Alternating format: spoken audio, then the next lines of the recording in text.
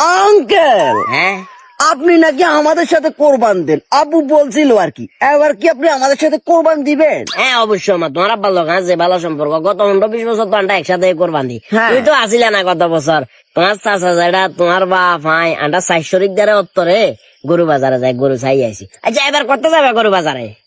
গরু বাজার? হ্যাঁ? হোয়াট ইজ দিস গরু বাজার? আমরা অনলাইনে গরু কিনে আনবো। অনলাইনে গরু কিনে নিবে মানে বুঝিনো? আঙ্কেল দেশটা আধুনিক হয়েছে, ইন্ডিয়ার এক সুনামধন্য ব্যবসায়ীর একটা পেজ আছে, ওইখানে আমি গরুটা অর্ডার দিছি।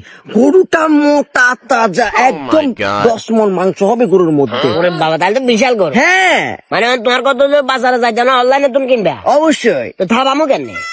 হোয়াট ইজ দিস থাওয়ানি আঙ্কেল? থাওয়ানি বলতে বুঝলাম না। আরে বাবারে গরুর হোমবে থাবাই চাইতে হবো না, গোস্ত এখন তুলতুল্লে আছে না।